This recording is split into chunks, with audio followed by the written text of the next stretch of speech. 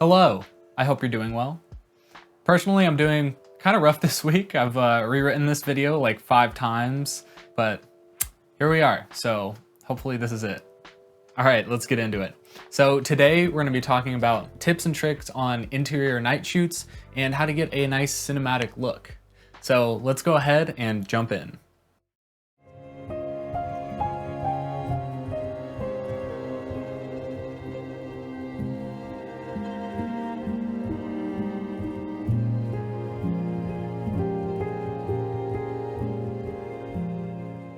First off, let's start with what motivated the shot.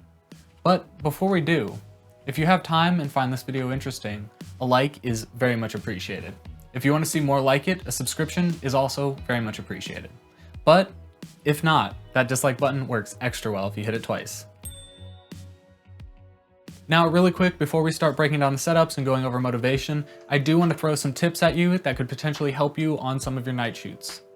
One classic gaffing tip is to actually light the bottom of the walls with more light than you would at the top.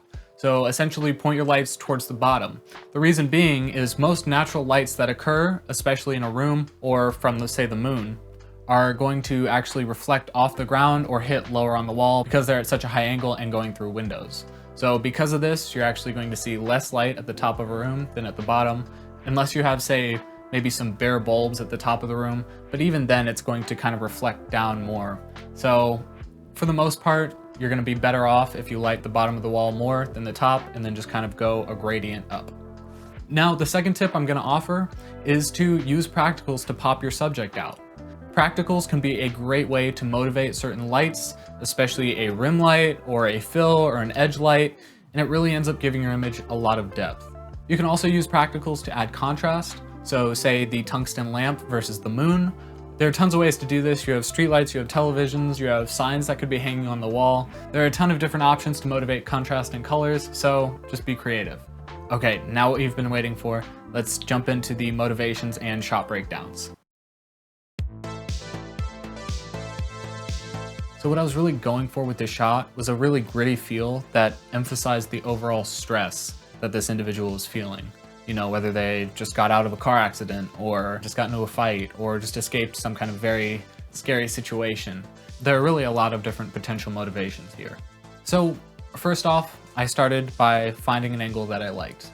What I did is I tried to stack as many foreground elements as possible, in this case the walls to kind of box the individual in, as well as the dresser. I shot this on a 50mm lens, which really ended up compressing the space, and not only was the individual boxed in by the multiple frames as well as slightly cut off by the dresser, but he also had all of these foreground elements just stacked on top of him, just even more weighing down. Not to mention that the use of a 50mm lens ends up bringing the background closer so it looks more imposing, making the overall subject look smaller and less in control. So now that we had the image figured out, it was time to go tackle lighting, because as is, I noticed the image looked very, very flat. Now, this is where we ended up actually bringing in a practical, putting it on the bedside table and turning it on, as well as plugging it into a dimmer in case we needed to control its overall brightness. Once we had the practical established, we finally had motivation for our 200D, which we ended up using as a rim light. Now, the way we did this is we took a 200D, we put a Fresnel 2X attachment onto it, then we spotted it, put some full CTO gel on it so that the color temperature would match that of the practical, a tungsten look, and then we put a polysilk over the front.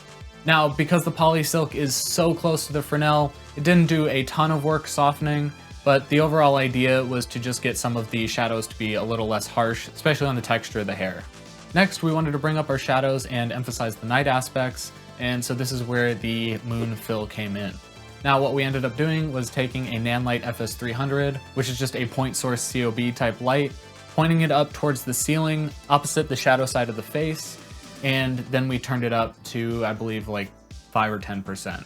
We just wanted to lift the shadows a little bit, give them a little bit of a blue hue to suggest that the moon was hitting the room. Then we made sure where the light was hitting on the ceiling, it was also giving a nice gradient background so that we had a more naturalistic look. Now, on the FS300, we clipped on a Moonlight Blue gel, which gave us that nice blue tint with a slight green tinge to it, so that we would get that cyan blue moonlight look.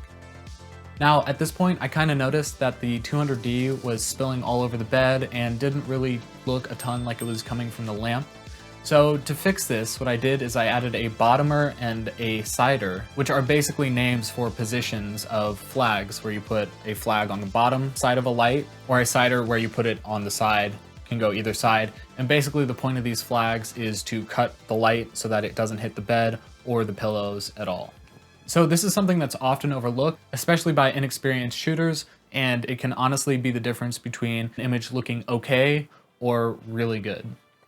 For us, it really helped pop out the subject, kill all of the spill, and make the light look a little more natural.